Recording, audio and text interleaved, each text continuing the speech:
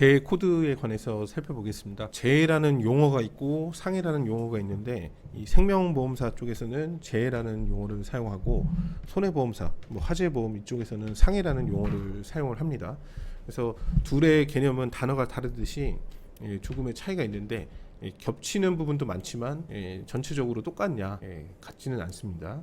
재해는 우리 이 약관에 이제 정의되어 있는 규정인데, 질병 코드 S부터 Y84까지 해당하는 우발적인 외래 사고가 해당이 된다.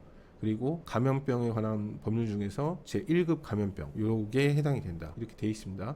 그러면은 질병 분류 코드가 요 안에 이제 들어와야지 재해가 되는 거고, 그 다음에 추가로 요 코드 안에 들어오진 않지만 1급 감염병은 재해로 인정을 한다, 이런 내용입니다. 그럼 이 코드만 받으면 또 무조건 되느냐? 그렇진 않고, 여기에 이렇게 제외되는 코드들이 있고, 의료과실 관련된 것 중에는 고의 또는 과실이 없는 사고, 그러니까 코드에 해당이 되더라도 이런 고의나 과실이 없으면 또 안 된다 이거고, 외과 및 기타 내과적 처치 이런 것들은 별도로 보장한다, 이런 식으로 이렇게 하나하나씩 규정이 조금씩 차이가 있고요. 가장 많이 문제가 생기는 건 이런 코드를 받아서 문제가 생긴 게 아니고 요겁니다. 이 질병 또는 체질적 요인이 있는 자, 그러니까 기왕증이나 기저질환 이런 것들이 있는 사람이 사고를 당했는데 증상이 더 악화된 경우, 이 경우에는 재해로 보지 않는다.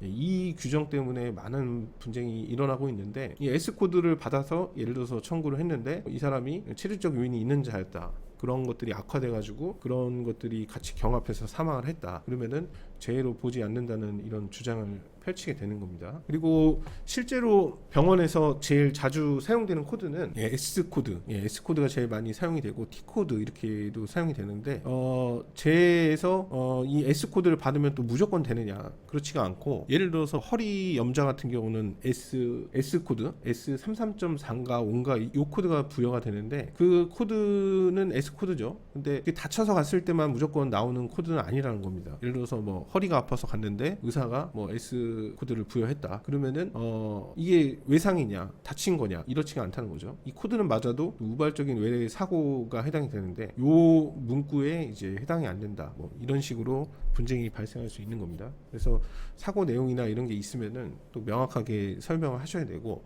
손해보험의 상해는 이런 식으로 코드로 상해가 뭔지 이렇게 분류하고 있지 않고, 급격하고도 우연한 외래 사고, 세 가지 요건에 해당되는 사고가 상해 사고다. 그러다 보니까 가입자 생각에는 명확한 규정이 없는 거죠. 그래서 일반적으로 교통사고라든지 넘어져서 다친다든지 이런 것들이 해당이 되는데, 그런 거 말고 좀 애매한 행위들이나 아니면은 그렇게 해서 다쳤다고 했는데 코드가 질병으로 나온다든지 이런 사례들은 상해에서도 분쟁이 생기게 됩니다. 실제 이 서류들을 한번 보면서 한번 판단을 한번 같이 해보겠습니다. 그 심정지로 사망한 환자의 이제 진단서인데, 여기 보면은 뇌출혈이 있고요. 뇌출혈입니다. 그리고 저산소성 뇌 손상, 그 손상이라는 단어는 있는데 이 질병 코드는 S부터 Y84까지 해당하는 코드가 해당하지 않았죠. 여기 내용 보면은 계단에 굴러 떨어져서 피 흘리고 있는 채로 발견이 됐다. 근데 최종적으로는 심질환에 의한 사망으로 판정이 된 겁니다. 여기에 심질환이라는 내용은 없었는데 이 굴러 떨어진 이 사고 자체가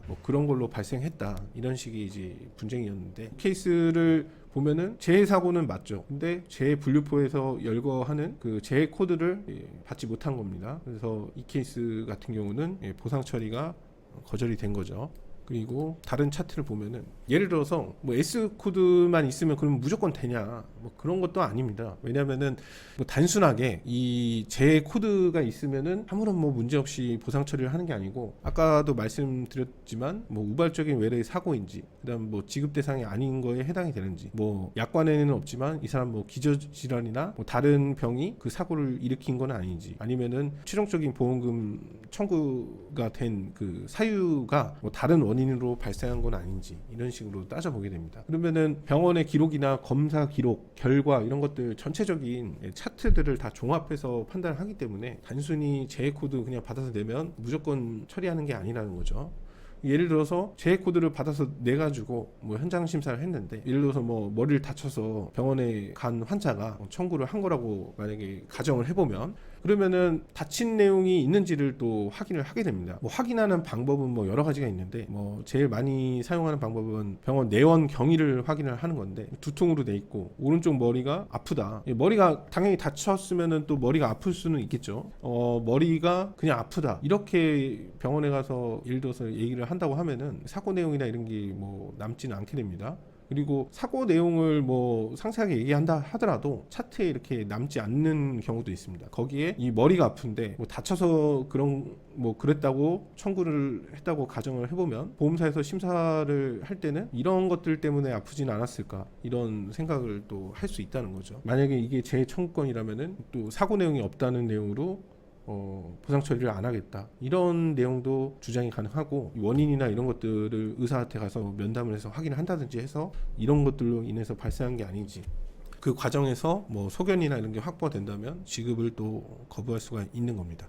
그래서 제 코드는 어쨌든 S 코드, T 코드 이런 것들이 제일 많이 쓰이기 때문에 거의 대부분 뭐 그런 코드가 당연히 이제 받아야 되고 약관에서 규정하는 이런 사고라든지 그 다음에 병원에서 발행되는 여러 가지 서류들 이런 것들을 종합적으로 따져서 판단을 하고요. 예를 들어서 뭐 소액 사건 같은 경우는 뭐 그런 조사를 하는 비용 대비 실익이 없으니까 뭐 그냥 가입자의 말을 믿고 지급을 하는 경우도 있지만 고액보험금 청구권이나 뭐 후유장애, 사망 이런 케이스들은 이런 내용들을 아주 꼼꼼하게 다 확인을 해서 지급 여부를 따지기 때문에 가입자가 생각하지 못한 문제라든지 그런 것들이 발생을 하게 되는 겁니다. 감사합니다.